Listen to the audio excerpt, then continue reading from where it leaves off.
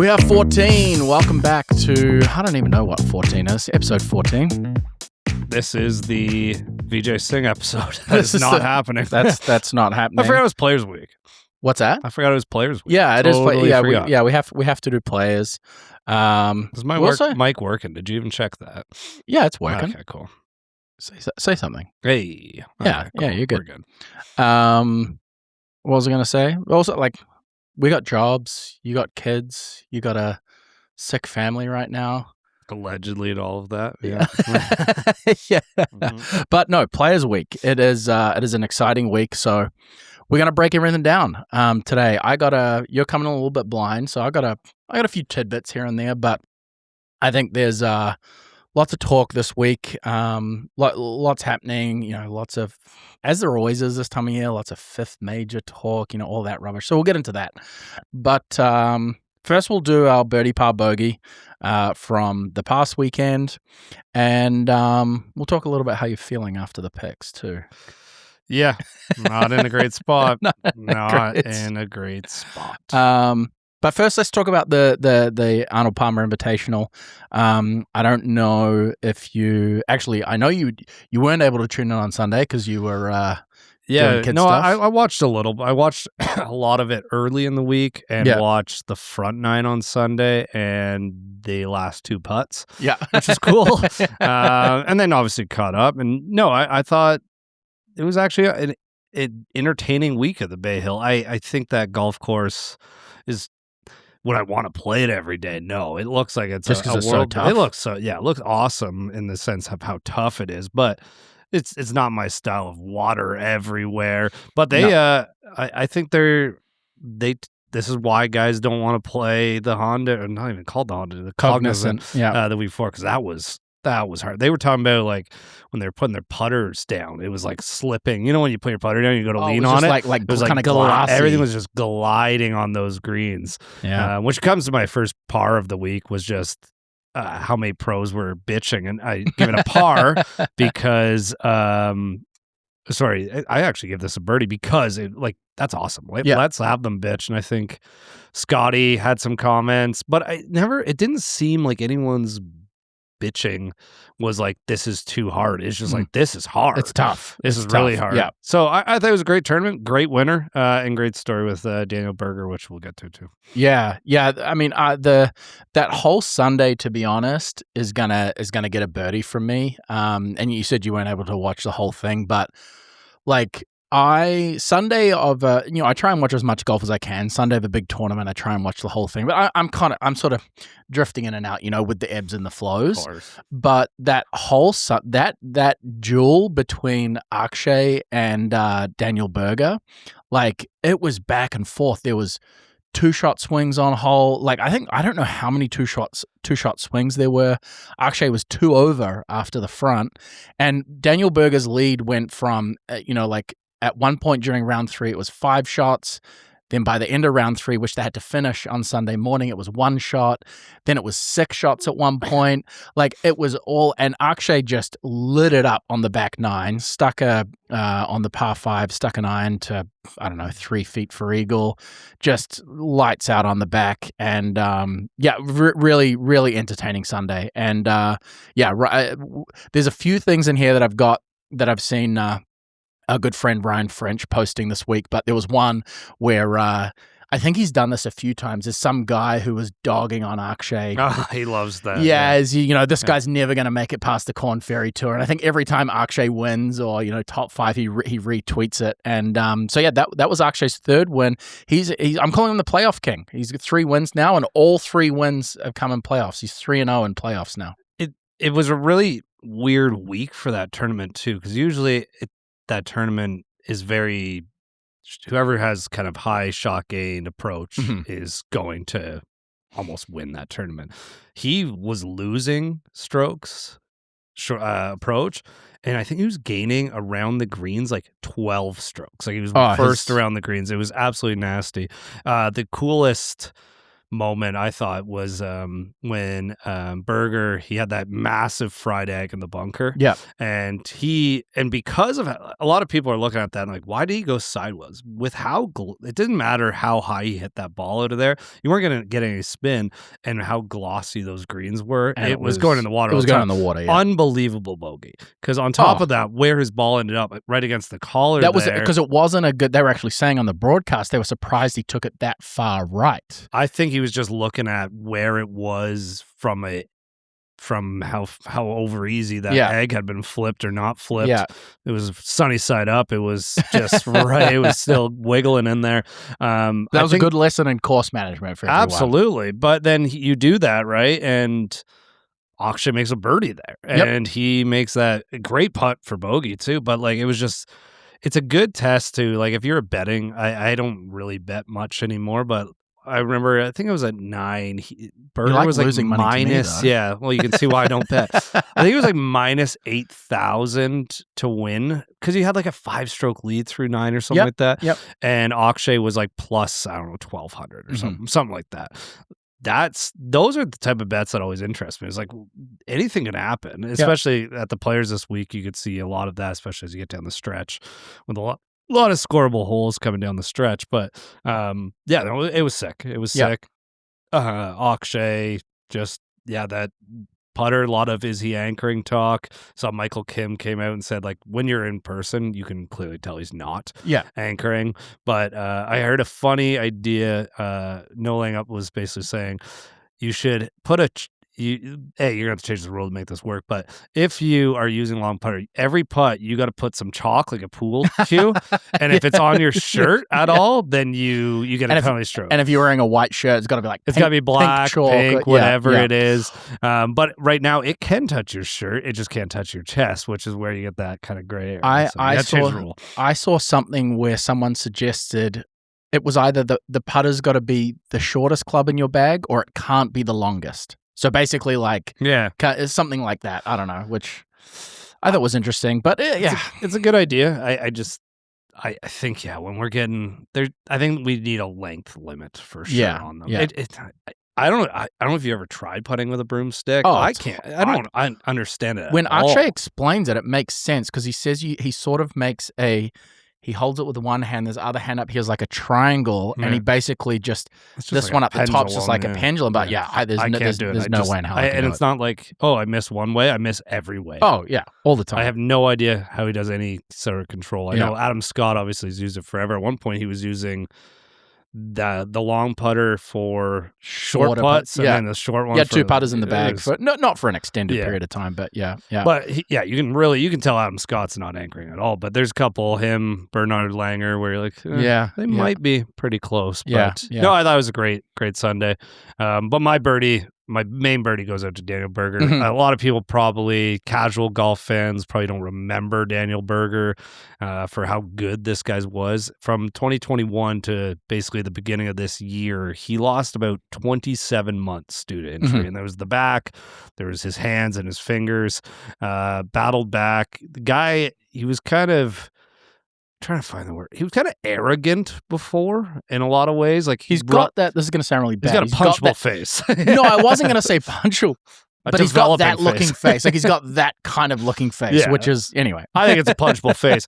But he seemed different this week from what I remember. Before he was very cocky, a little arrogant, and he seemed like just happy to be back and had some good comments after. I would have signed up for this. Basically, paraphrasing, but you probably, you would have signed up for losing at a playoff at the start of the week. Yeah, if someone said you're going to get, exactly. I don't even know how I got in the damn field, to be honest with you. But I mean, a guy, like, as you say, it's maybe a name that casual golf fans won't recognize, but a guy of that caliber, like you've written down here, he was 11th in the FedEx Cup in 2021. And then got hurt, and got hurt, and then, showing this resurgence of form. No, he's going to have work to do, but no doubt that is a great signal, and he will continue to do that. So he gained a fan in me for sure. I think he relied, similar to Rory at Riv, was relying on, hey, this is the shot shape. I'm going with the driver the whole way low through. T-ball. And just kind of like, I saw at one point, Akshay on one, it was the dog leg right, Akshay on that hole, his driver peaked at 132 feet or 122 feet, and Daniel Berger's peaked at 38. Oh, yeah. Yeah. And they both ended up in the same spot. Oh, well, so I think one is probably a little bit more efficient than the other in the sense if I can keep it low and it's going the same spot, cool. But I think he just was like, it felt like it was like, this is the only shot I got with this club. Well, it was another good lesson in course management because on Saturday, Akshay took 3-wood on that hole and tried to draw it. Yeah. Now, he's not a drawer of the golf ball. It's something like PGA Tour started doing this thing where they show the percentage of right to left and left to right ball. Yeah. Akshay moves the ball, including irons. He's a lefty, so right to left, so a fade, like 89% of the time. Yeah. He tried to draw it, didn't draw, ended up in the rough, had to hack it out. And so on the Sunday, he was just like, I'm just going to hit a high bomb. It's going to cut against the shape of the hole over that tree. And like you say, 2 very different shots, same place. Why you should hit 1 shot with your driver. Yeah. Don't try to hit 2. Interesting. The stats basically prove it. People were watching a video today with but from Decade Golf, and they were talking about Bubba, and everyone back in the day, everyone knows how much Bubba curved the ball both ways, and they were talking about, I believe it was that hole actually up a hill. It's like, what line are you taking here? Well, he's like, well, you see that house over there? I'm going to aim at that house and I'm going to cut it 70 yards left off of it. And he's like, you don't think of just like a low draw? He's like, I haven't tried to hit a draw with my driver in 10 years. Yeah. And it's just like, okay, because you would assume Bubba curves it both ways. No, he curves it both ways with irons. Yeah. But the driver, from a fitting perspective, and as I go into it, my brain is like, I'm not fitting your driver for 2 shots. Mm-hmm. I'm fitting it for 1. And how you manipulate the rest is up to you. Yeah. And to try to make your driver go 2 different directions just doesn't work. And the best of the best don't do it. Rory might be the exception, but he's also potentially the best driver of the golf ball of all time, maybe. Yeah. Right? And even he can't get it right all the time. And even then, he kind of screws up. Like, he had those couple of years where he was trying to hit a cut, and it wasn't his best years, and he went back just, fuck it, I'm just hitting this draws again. Exactly. Like working out. So it's a good lesson that, you know, and the old adage of like, oh, a fairway wood's just easier to turn over. Sure, in a very less sense. I still don't, like, as a coach, I would never recommend trying to hit it unless it's absolutely necessary. Yeah. And even then, you better know how to do it. Yeah. And your chances of doing it right are very slim. Well, and no disrespect to, like, you and I are in the low single-digit handicappers, and I can't do that. So if you're listening to this and you're a 10 or a 15 handicap and you're trying to work it both ways, it's just it's silly. Try to hit as straight as possible. Yeah. And that's what it comes down to. Yeah. Puerto Rico. Yeah, didn't see a single minute of it. There's too much golf on TV. That's my bogey for the week. 2 events at once is stupid. I totally agree. Like, why? Like, they're reducing the amount of events. There's some weekends where there's no events. Why do we need a weekend with 2 events? I don't get it. Tron from No Laying Up was reporting that there were multiple pros, like veteran pros out there, that this showing up at Puerto Rico, getting to the range was the first time they had hit a golf ball all year.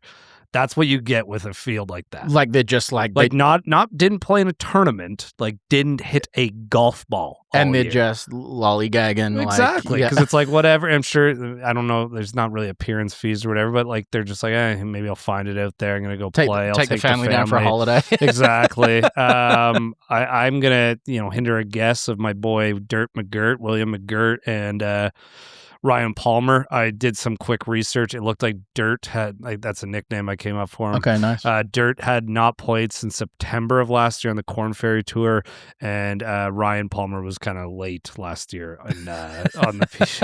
And those are guys, they're both in their late 40s. They're both just give me to the Champions Maybe Tour hanging out for the Champions Tour. And, I think Ryan Palmer will have a great career. Quickly, Champions Tour.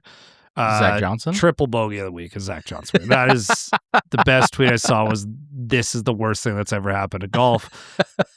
God. And did you see when he took his hat off? I didn't actually. I saw literally highlights, but I didn't see. Yeah. This guy's got the worst hair plugs of all time. Oh, really? Oh, he's. If there's a guy that's gonna have it, it's gonna be Zach Johnson. And it's so obvious. It'd be like if I took my hat off right now and had just full blown, and you'd be like, "Oh, you went to Turkey. That's why we missed a week." Like, it was so bad. And you had money forever. Go do it before. What do you? Yeah. I can't stand that guy. First start on the Champions Tour, the only wins. But yeah, no, I agree. Which is this happens all the time. Like Tiger's gonna probably play there at some point this year by the sounds of it. Like I kind of expect him to win. Like they're used to playing way longer golf courses. Yeah. But yeah, that was the worst thing that ever happened to golf this week was him winning. But no, the Puerto Rico Open, I didn't obviously. And the winner, Ricky Castillo, I didn't know this, he missed out on retaining his tour card last year by 1 stroke.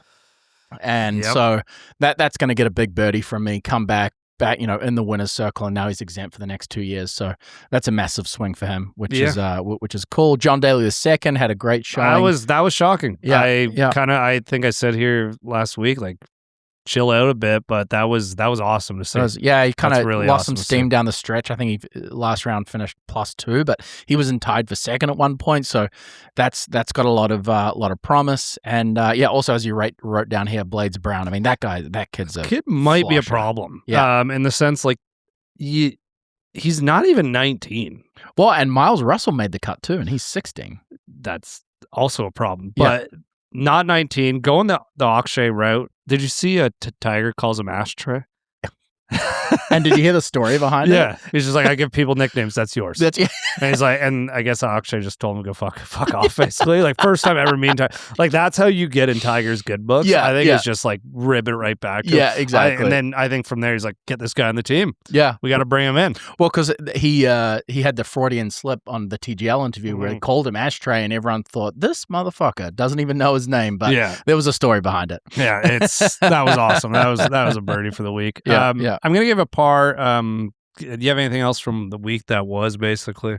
There was just on the live side of things. So John Rahm won in what was it? Hong Kong. Sure, could have been anywhere. But Iran, that was because he won Live Golf Player of the Year last year without winning a single event. So it's hilarious how many times this guy just finished his second. But they're playing Sentosa in Singapore this week, that's gonna be fun to watch. Which we just played indoors. That place is tough. It's holy skinny. Shit! It is so skinny. I might tune into it. Actually, I won't. It'll be on at like 2 a.m. Yeah, no, but just see some carnage in the. I'll watch the highlight, but they won't even show the carnage. Yeah, maybe not. But there was a cool story. There's a cool video. There was a young what am I trying to say? Korean girl following Anthony Kim around for his practice round, and he invited her in there. Walked the practice round with him, and then afterwards was like, "Hey, come hit some putts. If you make a putt, I'll give you a head cover." And I just thought that was really cool. Like, I know there's a lot of criticism for AK for all of his stuff, all his commentary outside of the golf world, but I just thought that was super cool. That gets a massive birdie. AK on the golf course, love that guy, love the way he plays, but he needs to delete social media. Live this week. It'll be interesting. What that golf course looks sick. We played it. I don't know how many rounds where we've played 9 holes, but I'm good here. We'll play somewhere else. Every shot, like even with a driver, you've got like 30 yards of wiggle room. Yeah. Like it's tough. Very tough. Beginning this week, I'm giving I have a preemptive par for this week and a preemptive bogey for this week. Okay. So I'm thinking ahead. I'm seeing the future. So my preemptive par is on Wednesday. Brian Rollap's coming out with his press conference, basically we don't know, right? They always do a press conference. Wednesday isn't today? Tomorrow. Sorry. Yeah. And this comes out Thursday, so it would have already happened. So, but basically, they've been talking about the schedule changes. They've been working. Tiger's been on this new committee, basically competitive committee or whatever it's called. And they're going to kind of announce some of that. But they're also, all the staff of the PGA Tour are invited to this. Okay. To this interesting press conference too. So I'm wondering if they're learning a lot of what's happening. I would assume they are because there's a big staff. They probably don't want that leaking out. Yeah. I have a feeling we're not going to get a lot of answers we're looking for. I think we're going to get a little bit. That's why I'm giving it a par, because I hope we get some some cookie crumbles. I want to see something. I want to see something. And you want to see something big change? Like, what do you want to see? I just want to know. Like, I don't want to be sitting into the weeds. And it might be, maybe it's like, hey, we thought about it, and next year's going to look the same, and then the year after we'll be able to do it. But ideally, I would love them to be like, all right, we're done. Here's what the schedule is next year. It's ending actually at Pebble Beach. We're moving Atlanta to this time of the year. Where unfortunately Hawaii's done. Yada yada yada. Here's what the schedule is. But you've touched on it before. Just give us Pebble and Riv, not in February and March. Exactly. So that's what I would hope to see. I just don't think that's going to happen. So that's my preemptive par for the week. And you got a preemptive bogey as well. Oh, so no, I knew this was happening. I wasn't quite sure what to expect. What leads you to believe that we're not going to get much? History of the PGA Tour not giving you much. Now, that was under a different leadership, and it seems like we got some more adults in the room, and they've kind of cleaned house. Roll-ups making shit happen. Yeah, so I also think he's the type of guy that wants attention in like a good way. I think. Well, he's ex-NFL, right? Like exactly. I think he's going to take some of them and like, let's get some eyes. Here's what we're going to do, and like, let's go big. Yeah. And I think Jay wanted attention in a different way. Shout out to Jay for just doing nothing this year, making $40 million. Yeah. That's pretty sick. That's a birdie. Yeah. That's a birdie for the year. So I just don't expect much. Yeah. I will be watching. I can't say I've ever been interested in a PGA Tour press conference at the Players, and I definitely will be watching. It's funny because when they said this staff were going to be there, I've quoted No Laying Up 3 times now. DJ for No Laying Up used to work at the PGA Tour, and he's like, they should allow the staff of the PGA Tour to ask questions, like an all hands meeting at at like a where you work and where we've worked before, like just like, oh yeah, it's an AMA. Anyone ask a question, like also like how are our benefits going to change due to the schedule being reduced? Like, I think that'd be hilarious, but it's just obviously going to be the media. But my bogey for the week is ahead of time is going to be, if I'm probably going to watch a lot of live from this week. There's going to be a lot of chatter about, is this the 5th major? Should it be a 5th major? And where I'm at with that is I don't think it shouldn't be a major due to this field. The field is in the past, it's not anymore, used to be the strongest field all year by a long shot. I think it's not a major due to how they set it up. Like, this golf course could be so much harder. Like, I think of some of these, like, what's that, 14? It's a drivable par 4. You're going to see balls that are going left, should be going in the water, and just get Velcroed in the rough. It's like, if you're going for a par 4 and you're missing the green, there should be a penalty for that, and a big one. Yeah, I put this a bit further down, but no, it's a good topic now because, I mean, I think I don't know whether it's just my feed or, I know this talk happens every year. This year it seems to be sort of, amplified for me anyway. And I just think it's rubbish. I was thinking about this and I was like, because as far as I'm aware, there's not any sort of objective criteria to become a major. There's no list which is like, hey, if you do XYZ things, you're eligible to become a major. It's based on history, it's based on prestige, it's based on all of these things. Well, if that's kind of check. No, but in some ways. Yeah, but my point is that you you cannot declare yourself as a major. You earn yourself becoming a major. And to your point that you just made there, right? Some of the way they set it up and some of the things they do, you don't earn that major status by setting up the course in that way. And I think for some people, they'd be like, well, if they became a major, they would change it. I was like, no, to me, it's backwards. It's kind of like the thing, like do the job before you exactly get it. How you want the promotion. You want the promotion? Well, you got to do the job first, and then we'll give you the promotion. That's what I think they need to do. You want to become a major? Set it up like a major. Like, okay, now I think it's kind of sick that they're like, no, we'll give it to us, then we'll do it. But no, I think that there was it's not a prove me contract. It's like, I want the money, and then I'm going to go score 60 I'll do a better goals. job. Yeah. But no, I mean, you've quoted No Laying Up a lot. I quote our good friend Ryan French again, and he retweeted something today. And there was a story back, I don't know what year it was, back in the 90s, 2000s, and there was a lot of rain at Sawgrass that week, and the greens were putting a lot slower, and Tiger was coming up short on all of his putts, and apparently Steve Williams said to him, "Man, what, like, we know the greens are slow. Why aren't you hitting it harder?" And Tiger said, "I'm not changing my putting stroke coming up to the Masters." Right? So that, to me, that's a perfect point right there. That's a different brain right there. That's sick. Yeah. That's sick for me. And so there's so many, like, look, keep it the number one, keep it the biggest purse, number one field event on the PGA Tour all year. Keep it there. It doesn't need to become a major. Would you rather watch the Players or the PGA Championship? Oh, Players. But again, the PGA Championship, I think they need to make changes to that tournament. It's not that it shouldn't be a major or it should lose its major status. Now we're going back to what we just talked about. Yeah, but you don't lose your status as a major, And the PGA Championship was well, like, the whole reason it was born. Well, there was a U.S. Open, which was the U.S. National Championship, and then there was the PGA Championship, which was the championship. Basically, the PGA America was like, okay, the RNA have one, we want one. Yeah.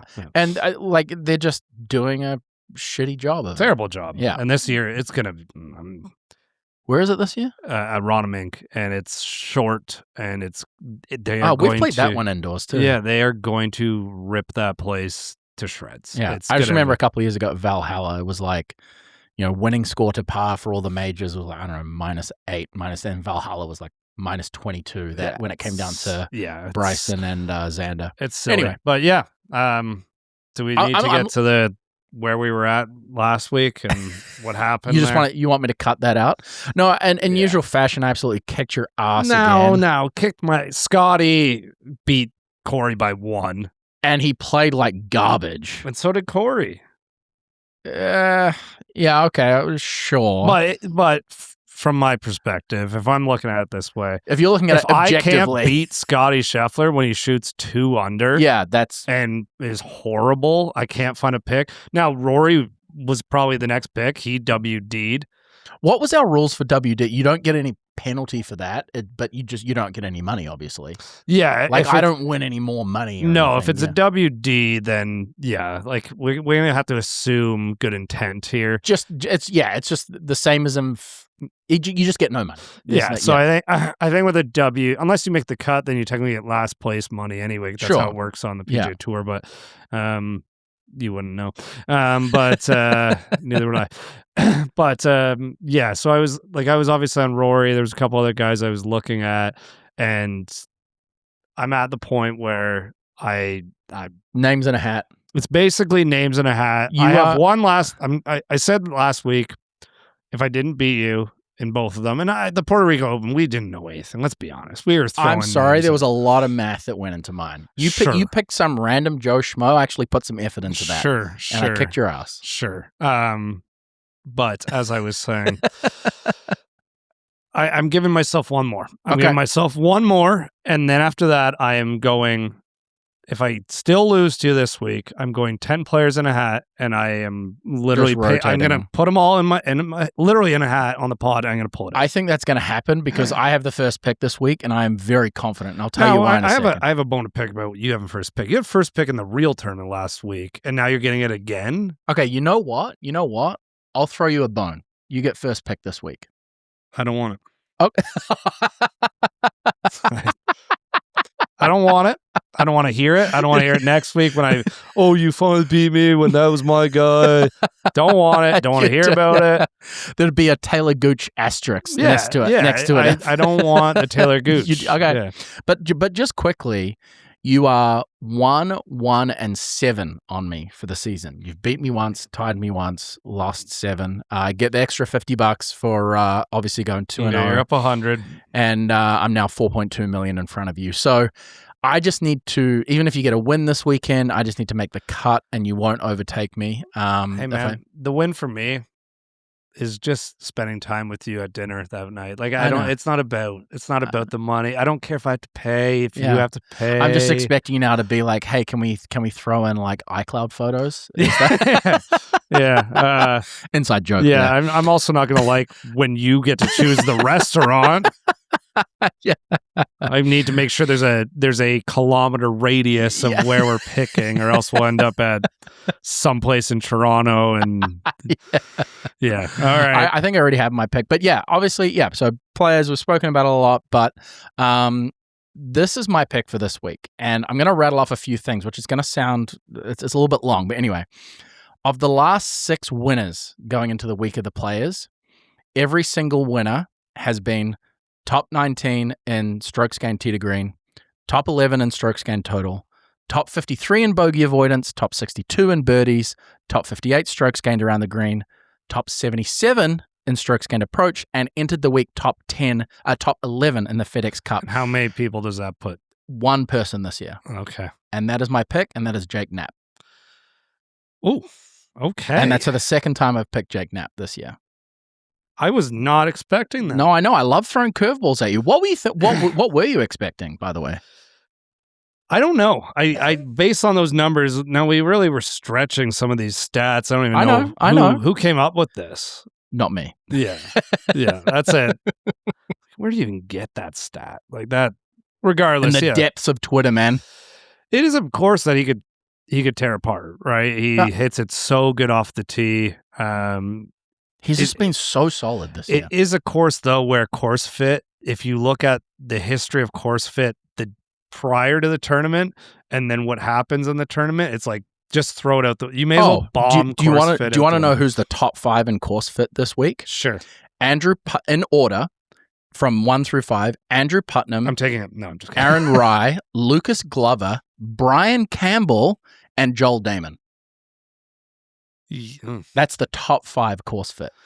So like you say, I mean, you throw that out the window, basically. Yeah, Aaron Rye has not been playing good. Joel Damon has been playing good, reuniting with Gino Bonelli this week. For 1 week. Now, if he wins, are they back together full time? I wonder if Is this a side piece you're just going on a date? Like, what's the analogy? I would place a bet that Joel Damon and Gino are the type of guys that probably say that to each other. Joel Damon's like, hey, man, we win this week, like, you're back on the back. Yeah. Yeah, I think so. And I think, I think they probably they will be back together full time at some point, you think assuming how long Joel's career goes, but I think so. Yeah. All right. I'm not going any stats. I didn't look at stats this week. To. I'm going feel. You've been going feel. You got vibes. You flipped. You went deep in the stats there on me. And I'm flipping. I'm going by vibes. I liked the cut of this guy's jib last week. I love him as a player. I think he's a superstar. He's going to win the Masters this year. And his name is Ludwig Åberg. Oh, that's I also can't say I saw that coming. Played super well. Did you think I was just going to say Scott? Imagine I described it. His name is Scotty Scheffler. Well, no, we're both dumb. Scotty's going to end up winning after this. Like, he's playing so bad, I mean, and he's just going to, everyone's chirping. I think Scotty for the first time in 2 years, I think we can officially call this a Scotty form slump. And the other reason I rattled off all those stats is Scotty is not in strokes gained. What am I trying to say? His iron play sucks right now. Approach, yeah. His approach play sucks, so he's not in the top there. So, Ludwig, super solid last week. I mean, the guy's we spoke a few weeks ago about Adam Scott. Like, fuck that guy. Like, Australian accent, super good looking, great swing. Ludwig is like the Gen 2 Adam Scott. Golf swing is just ridiculously good. Just tall, easy, hits it just on a dead straight rope. Yeah. I'm sure he'll get the shanks this week, and I've just ruined his career. This is I think this is going to be good because I wouldn't call this a battle of the heavyweights. I'd be very surprised if both of these guys don't make the cut. So I think that's going to be an interesting weekend. I think at the end of the year, you're going to say Ludwig. There's going to be Scotty, there's going to be Rory. And right now, I think this is another question I want to ask you, but I think on the PGA Tour right now, there's 2 superstars, and Scotty and Rory, right? Those are the top even 2. Just Scotty, to be honest. I mean, that's the year Rory I think you've got Scotty, who is number 1 by far. Yeah, so it's like 1A.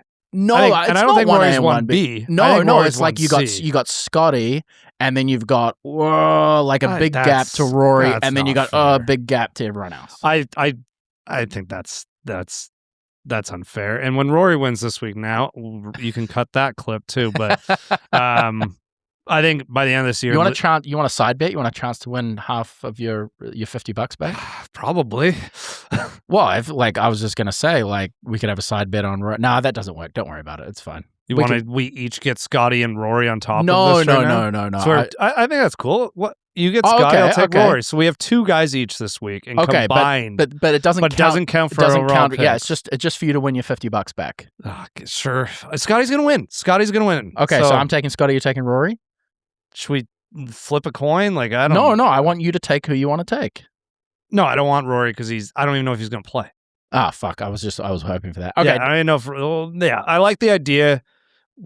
Not what doesn't add to the prize pool. I'll do it, but we'll just do a side bet. Scotty v. Rory for another $50. But based on how you just spoke, I think if Rory wins, you owe me $65 though. Well, we'll just do it because Scotty's up here, and then there's a whole bunch of shit. Oh, sorry. Okay, so you said the bet's for $50. Scotty v. Rory. Yeah, but if Rory. And if Rory beats Scotty, it's $50. But if Rory wins, no. If Rory beats Scotty, it's $65. If Scotty beats Rory, it's $50 for you. Why not make it $100? So if Rory beats Scotty, you get $100. If Scotty beats Rory, I get $50. That's better than I know. That's how confident I am. Yeah, absolutely. Okay, make it 200. Where do you want to stop? No. What odds can I keep going on here? You're an idiot. I'm not. What are your investments like? Are you buying Bitcoin in 2020? He might not even play. And if he does play, check he's not going to be his best. Cole suggests buying the Dow. What the fuck is that? You're gone. No, I've been buying shares in Boeing and Boeing. Yeah. What's the other? We probably shouldn't make jokes Iran. about that. Don't make jokes about that. Oh god. Okay. So anyway, so we got the picks. We got so I got Jake Knapp. You've got Ludwig, and then we got a bit of a side bet with Scotty and Rory. Can you write that in the notes in case you're like, I don't remember that? It's literally recorded. Yeah, but you cut shit all the time. You cut all my Gabby Golf Girl content, all this stuff that is some of my best content. So some of you, I mean, like if we, it's not my fault. There's so many Freudian slips on here that I just lean into. I'm not the one with the Freudian slips. Anyway, let's get on to the actual episode. Yeah, what are you excited about this week? You go to the next stuff. First thing, I'm excited that they ditched the Creative Classic. Creative Classic came and go. I actually didn't know if it got to. Actually, I enjoyed it last year. No, the Creative Classic was shit. Creative Classic came and went faster than iTunes Music came and went. So is it done for all There's tournaments? No more plans for any more this year. And basically, I think they looked at YouTube Golf and YouTube Golf is like the private sector, and then PGA Tour is like the government. And the government's like, oh, we can do that better, and they cannot do it better. They absolutely ruined it. Couldn't figure out how to get a big enough piece of the private sector. Well, but also like there was ads. There was literally 12 people on the golf course. It was worse than the Ryder Cup. And in 20 minutes, we saw 8 shots. It was the first year was okay because it was a novelty. The second year sucked shit. Oh, they did it I will not 2 miss years this at at the all. Players. I didn't even realize that. Yeah, they did 2 years. I enjoyed it last year. Oh no, sorry. No, the first year was just at East Lake. Right. And then the second year they expanded it and they did multiple. So they did one at the Players Light and they did other ones. I thought last year was good. I enjoyed it. I liked Trent putting up a 20 or whatever on the par 3, and then he went back this year. But to my point, that could be a 15-minute clip on YouTube and it'd be way better. I don't care to sit through a 4-hour broadcast. I think the thing is when it's on a broadcast, you can't fake it. I get it. And it's but they're also they're not going to fake it with a huge crowd there. No, but of the two people that I see what you're saying. So still do the Creator Classic, doesn't need to be on TV. Do it like Liv did a way better job with the duels. Way better. And the reason they did a way better job with it is because the first one, it wasn't live, it was pre-recorded, but they tried to make it like a TV broadcast. Mm-hmm. And everyone said to them, like, guys, this sucks. You're filming a YouTube video, not a golf broadcast.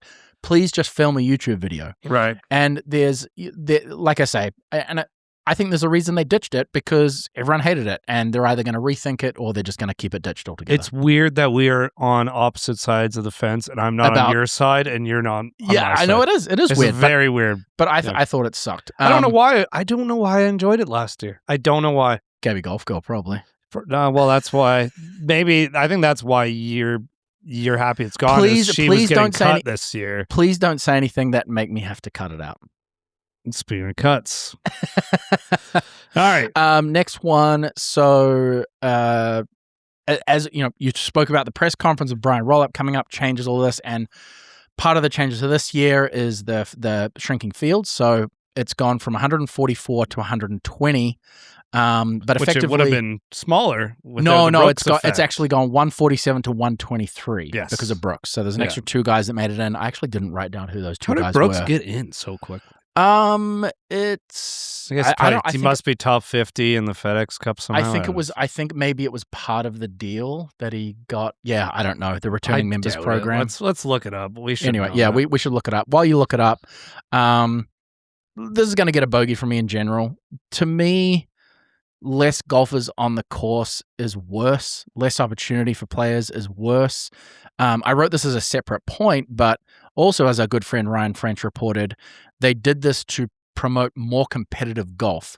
Last year, the field strength was a 462.13. This year, it's a 436.26. So how is that making a better tournament? It just doesn't make sense to me. You got guys like, if the numbers had been the original, you'd have guys like Tom Kim, Will Zalatoris, Billy Horschel. They're not in the field because of this shrunken field. So for me, this gets a bogey for me. Billy's been playing pretty decent too. Yeah. Brooks is getting in based on him winning the 2023 PGA Championship. Oh, makes sense. Yeah. Okay. Yeah. Interesting. So if that's probably Bryson came back tomorrow, he technically could have got in the field immediately. Yeah. Well, I mean, we've spoken about Bryson. I think he's honestly done. Like, I think the whole thing with LA Golf too signals that like he's not here to fuck around. And I think if Liv tries to fuck him around, I think he's gone. But anyway, yeah. So all of that combined is just going to get a bogey from me. I'm still looking forward to it. I think it's still going to be a great tournament. I just don't see how this is making it better. It's fair. I don't disagree with you. How much golf do you think you're watching this weekend? Like, is this a must-watch Thursday through Sunday for you? Well, I still do have a job, so I mean, it's why if you come behind us here, I will have it on Thursday, Friday on the TV while I'm working, and Saturday, Sunday. Saying I have a job as if I don't. Well, you do, yeah. Yeah, but I can watch golf at it. Yeah, yeah. No, I got a busy day Thursday. I'm not bad timing. Yeah, got to remember this for the Masters that no lessons on that. Yeah, no lessons on that day. And I still want to float my idea for the majors or a major that we do a live stream on a Sunday because I think we can do a better job than Dan Rappaport. Yeah, I would love to. Yeah. And what else was I going to say? I completely lost my train of thought. Okay, we ran through the strength of field, all that rubbish. We've already spoken about it, but I think the biggest story coming into this week is Rory's back. If he does play, he's not expected to be on property until I think tomorrow afternoon. No, he was there today. He was there today? He was there today. Saw him walking over the range. Yeah. Okay. He was on property today. Okay, so I got some I bad think information. it was more of a this golf course is set up so tough that I'm not playing great. I'm gonna just dip out the back door here. Interesting. Little Irish goodbye. Little Irish exit. Yeah. There's no proof to that. Well, and he. That being said, from someone with a back injury, I take them very seriously, and I wish him a full recovery. Dad back is. It's not good. It's not fun. It's not good. But yeah, I mean, I put in a quiz question here. You'll probably know this. Obviously, he's a defending champion. If he does win this year, this would be win number 3 at the Players. He'd be the only one to do it. No, he wouldn't. He'd be the second one to do it. Oh fuck! It's You know who it is. You're gonna feel like an idiot when I tell you. Oh, Tiger? No. Scotty's won 3 of them? No, he's won 2. Jack Nicklaus. Oh, right. Now, this would be 3 at... He'd be the only one to win 3 at TPC Sawgrass. Oh, okay. Sorry. Well, that wasn't the question, so... Yeah, sorry. No, you're right. You're right. I'm throwing an asterisk right to the question. Yeah. Jack won the first in 1974, I believe, was the first year of the Players. I don't have time to fact check you right now, but that's pretty good knowledge. Well done. And it would be... if someone other than Rory or Scotty wins, it would be the first time that someone not named Rory or Scotty won since 2022. Right. So Rory, Scotty, Cam Smith. Well, it was Scotty 2023, 2024, Rory 2025. Yeah, and then Cam Smith. Cam I'm Smith, going yeah. backwards. Oh, Cam right, Smith. right. Yeah. Who would have been in 2021? Without looking it up, I'm trying to think. That's right. We can move on to more fun stuff. No, while you think. I just you just like I history. just like seeing how far back I can go in my head to Justin Thomas and then Rory again. Yep. But there's a lot of dogs that win this tournament. That's what's sick. Like when you look at you're going through, a lot of people might look at Siwoo Kim in 2017 as being like, whoa. And he's a pretty high course fit. Oh, he's a flusher.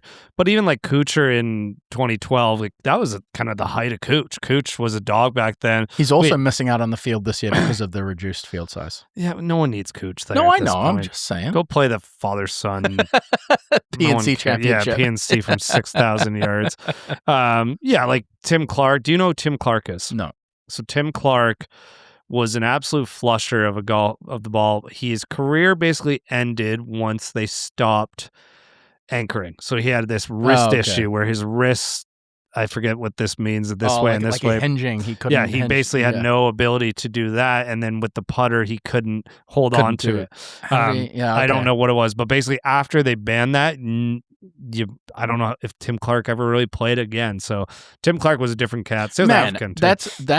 To me, that's weak. There was a guy remember that guy at the Internet Invitational has literally got one arm. That's fair. And he's got the thing that hooks it like. No, he's not playing on the damn PGA Tour. Sure, but he can still hit a golf ball really well. I mean, we're talking about putting. Yeah, Tim Clark. We're talking about putting. I might watch some Tim Clark videos tonight. That seems like a good way to put myself to sleep. Just grinding out. Like that is the golf sicko fan. When I got into golf was kind of right around 08, 09. Yeah. And I would watch it like every turn. So like there's names like that where I'm just like, oh, KJ Choi. Like those guys like, oh, I remember KJ Choi. Yeah. Yeah. Sorry, I know you have a big segment here. So No. I don't. This is good. I tried to put in a little bit of trivia. Well, the last one. Sorry, not last one. Next one, just really quickly. You mentioned Brooks, so yeah, we got to the bottom of that. He gets in through his. What was it 23 PGA? Yep. PGA runs Championship. 5 years. I think he can get exemption. into the. And I'm rooting for. He like you said, the putter saved him. Obviously not at the API the week before. Mm-hmm. And he fine. had one of the clubs in the bag. No, exactly. Yeah. I would love to see him play well. He's obviously off to a slow start. I would love to think that his game's not in a good spot because he just hasn't been happy and he's gonna get back. I want to see it. So I'd love to see even a top 20 from Brooks this week. I think would be huge. If we get a Brooks in the mix on Sunday, it will be electric. That'll be sick. That golf swing, I love that golf swing. Mm-hmm. Yeah. So we can't talk about the players in TPC Sawgrass, of course, without the Island Green. Yeah. So actually, it's funny enough, this came up on my feed today. But have you seen that short video segment from the PGA Tour when they did? You got a little beer fluff there. I gotta blow my nose. 1 second. I was going for no cuts in this episode. Sorry, I'm dying.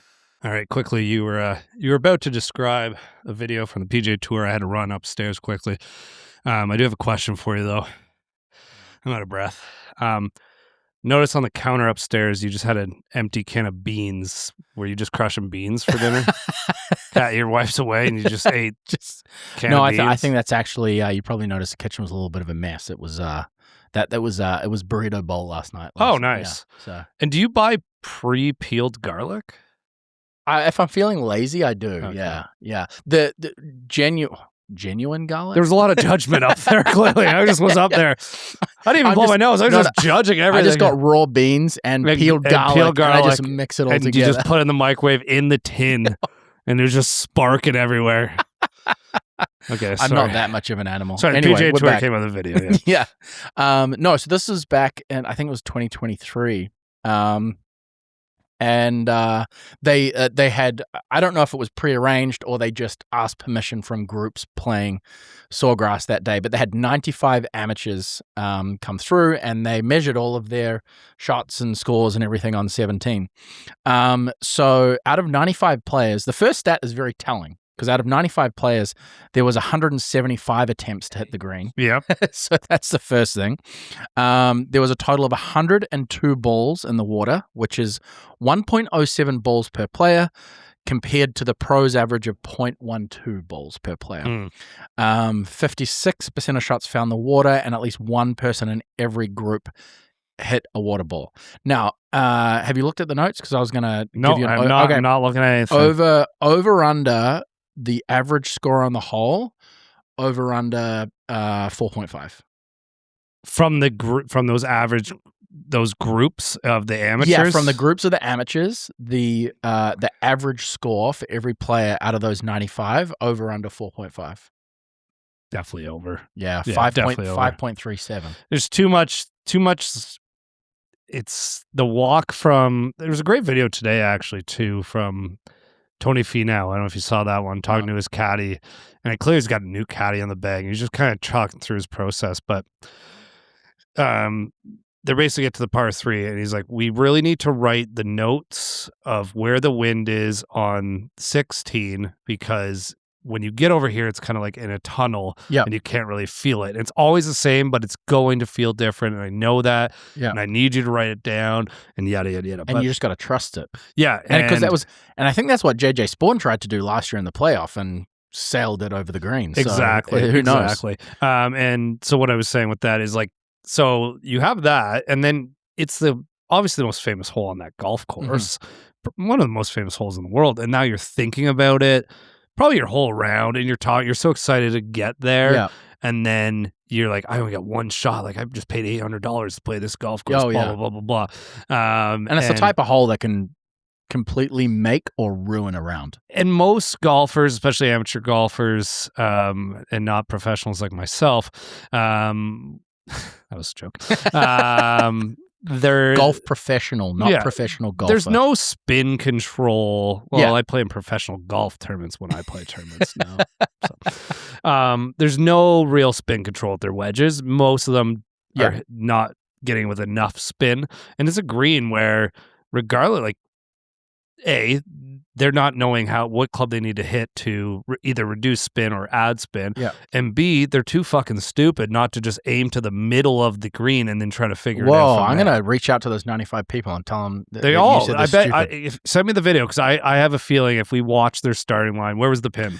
Was it front? No, front? It was in the front bowl. And to be fair to these numbers, if I looked at the swings from some of these 95 players, I don't think any of them are even thinking about spin, dude. They're just trying to hit the ball straight. But that's what I mean, right? Is that, like, you need that ability on this hole. They did interview one guy, and he said, he's like, yeah, I've been hitting my 9-iron, he's like 135 to 140 all day. The pin was at 131. He was like, I'm going to hit my 9-iron, send it past the pin, and if it comes back, then great. So I think there was a little bit of knowledge there. But comes back, hilarious. Well, because there's that hill there, right? Yeah. Have you ever seen or read the article about the world's worst avid golfers tournament they held at TPC Sawgrass? Was it the tournament? Because there's one guy that I've got down here. So this guy, it's probably Angelo Spagnolo. Yeah. So basically back in 1985. You're jumping ahead, but anyway. I know. Sorry. I didn't know you had it. No, I did not know you had it. It's good. It's good. I always talk about this. This is a great bet. It's hilarious. Yeah. So back in 1985, they ran a tournament there, and they basically brought the worst avid golfers, guys that play 100 rounds a year, but they still are just shit. And I think his average score was like he was like a 37 handicap or something. Yeah. So basically, in this tournament, what ends up happening is he shoots. I didn't know it was a tournament. It was a tournament. Okay. So what ends up happening in this tournament, what you probably saw is what I'm going to get to. So what happens in this tournament is he gets this hole. He puts X amount of balls in the water, and he cannot get it over the water and onto the green, even from the drop zone, from the regular zone. I think at one point he kind of went back and forth between them. So eventually what he has to do is he has to putt around where everyone walks and down the bridge and onto the green. Yeah. So about, I don't know how many years later, there's a video you can find where it's basically they bring him back to the 17th hole, and it's redemption. Like, can we redeem ourselves all these years later? Can you score a better score than 66? Can you get it on the green? And, history repeats himself, and he has to do the same thing. He eventually has to go around. I think he does beat his score, but he still has to putt it around. Imagine how dumb you would feel. You got cameras there. Well, clearly this guy doesn't know because he loves. I'm no offense to Mr. Spagnolo. Like, seems like a great dude. Loves golf. If I sucked that much at anything, you would not catch me doing that thing ever. No, like absolutely not. But some of so you mentioned he shot a 66 and that on the Island Green in 1985. He hit the water 27 times, and he made a 66 on that hole. He followed it up with a 22 on 18, and finished his round. His score for the round was 257. What's that divided by 4? What divided by 4? That's Well, I want to go like 257. That's what I'm trying to figure out. It's an average of 14.3 shots per hole. But I'm thinking. Hold on. How many strokes did? Sorry, divided by 4. Why divided by 4? Just divide by 4 for me quickly. 64.25. So his roar and Scotty. Scotty probably no. Here it is. Scotty for 4 rounds in 2024 had 268 strokes. Yeah, so he's that's what I was trying to get to. Oh, I see what you mean. Was like how many in one round he basically shot a so what was it? 264? 257. 257. So Greg Norman holds the course record there at -24 with 264 strokes. That's hilarious. So he beat Greg Norman's course record, but for 4 rounds worth in 1 round. Yeah. Which is a funny handicap. Oh my God! Could you beat me? That's crazy. Yeah, sorry, I didn't know you had that. No, on there, it was good. I mean, look, it was bound to be there. I think that's done there. What else? But keeping talking about 17. Only one trivia question here. What do you think? And you probably know this actually because you're pretty good. What's the highest score in a tournament? Highest score at the Players. Highest score on 17? Yeah.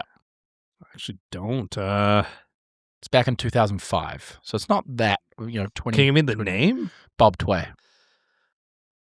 Oh, Bob Tway. I'm gonna guess an 11. Oh, close. It was a 12. Oh, yeah. It was between 11 and 13. Okay, there we go. I didn't actually write down how it happened, but there is a drop zone, right? So we obviously put his. Yeah, the drop zone. You don't have to go to the drop zone though. Think about how hard. So that hole is hard enough to hold the green from because the green's it's kind of long from the tee box. It's longer than it is wide, but then the drop zone's off to the side. I think it's like 70 yards ish over at the drop zone. If you got to think about with that green, and it's not as firm as it used to be, but you need the peak height so it can descend with some spin. And that's 70 yards.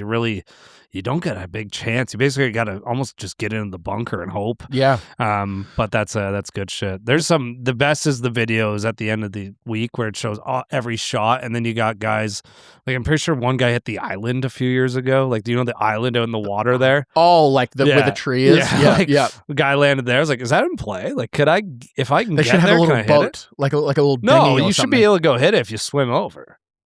But if you just swimming over the golf club in your air. I wonder if there's gators in that pond. There definitely. I don't know if there's actually. Dude, it's Florida. Yeah. Some other just quick fire. I don't know if they're facts or iconic things from 17. Bo Hostler actually made history last year, but not in the right way, not in the way that you want to anyway. And he was the 1,000th ball in players' history to hit the water. That's sick. There was another very cool moment in 1999. So that was Fred Couples' famed hole in 3. So he put one in the water. That is sick. And then not only made a hole in 3, but slam dunked it for the 3.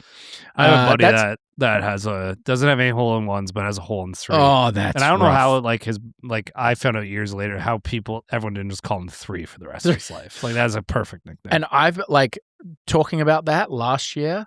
I would just it was there was no one on the course. It was, dusk, and I was just practicing, and I had a terrible shot in a par 3, and I was like, I'm going to tee it up again, not for a score, but just to practice, and almost made it. And I vowed since that moment to never do that on a par 3 again, because if that went in the hole, I was there, and I was cheering for that ball to go in the hole, because we would have celebrated like you got a hole in one. You wouldn't have.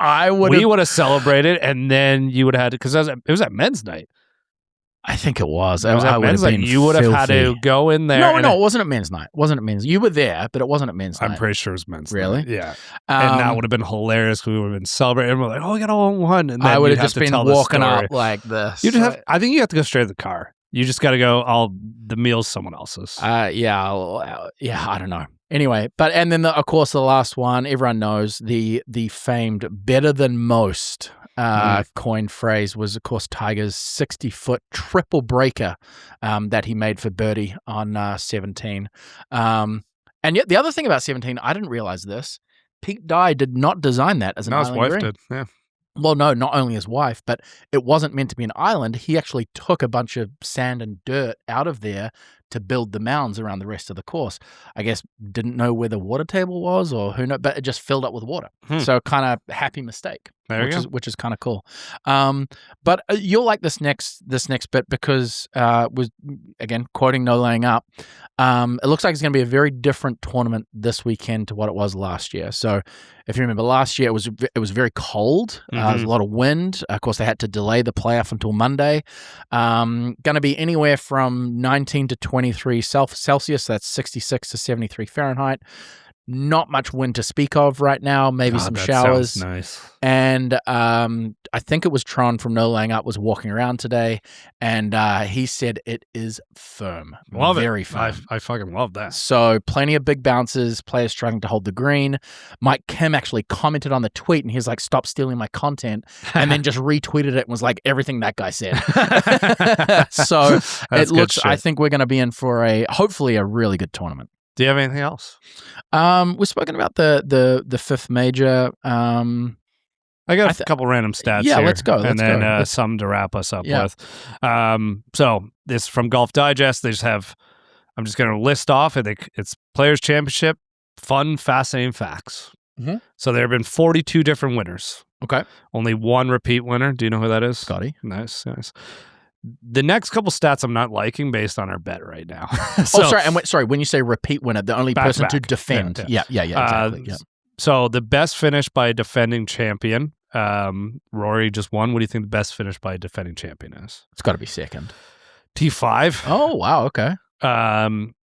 10 defending champions missed the cut the next year. Do you know who the last defending champion to miss the cut was? No idea. No.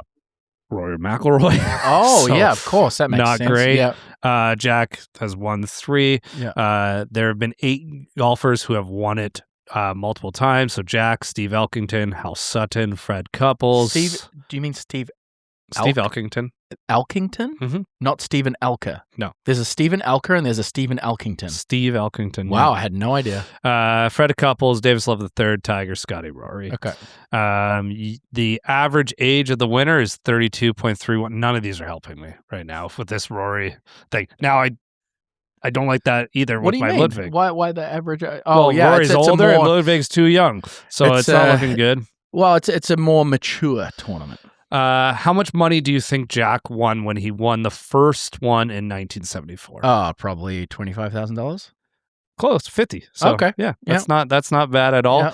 Yeah. Back then it was called 70. Yeah, sorry. I thought it was 19. Why did I think it was 1950s? Yeah, that makes sense. Yeah. Do you know how much the person that wins this one is going to win? $4.5 million. $4.5 million. Yeah. Now, what is $25,000 in 1974? Are you gonna put this next to today? Inflation? Yeah, $25,000. I'll take a guess at this.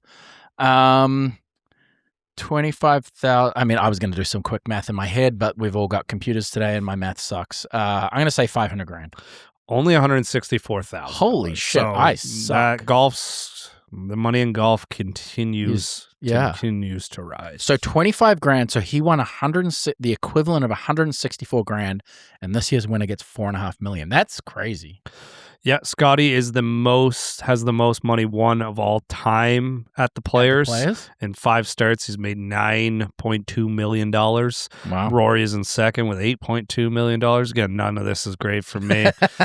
I love it when you talk yourself out of your picks. Yeah, no rookie has ever won. Okay. The best finish by a rookie is David Lingmerth in 2013. Oh, yeah, I know that guy. 2 winners made the Players their first PGA Tour win, Craig Perks and my boy Tim Clark. Okay. 41 fewest number of PGA Tour starts before winning the Players. Do you know who that would have been? Young guy, and we mentioned him today. So the minimum, the least amount of starts they had on the PGA Tour before winning the Players was 41. Oh, do you know sorry, they had 41 starts and prior to that. No idea. Adam Scott, young. Oh, yeah, he won in 2005. Absolute stud. Just an absolute stud. Yeah. Rocking a short putter. Should go back to that one. Yeah. There's only been a few wire-to-wire winners. Jason Day was one of them. Yeah. Largest margin of victory was your boy Steve Elkington over Scott Hoke in 1997. And the most consecutive starts made currently is Adam Scott with 23. I feel like anything that begins with most consecutive starts for anything is probably going to be Adam Scott right now. Do you know how many golfers have gone bogey-free at the Players?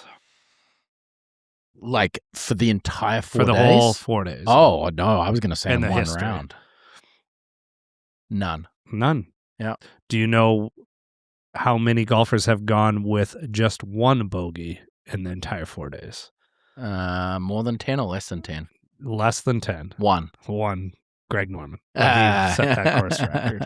There's so many great stats in here. I could go on and on. It's gonna be a great weekend. I can't wait. Yeah. So the average cut is usually around 2 over par, 1.8. 2 over par. Yeah, okay. So. Okay. Interesting. Yeah. Interesting.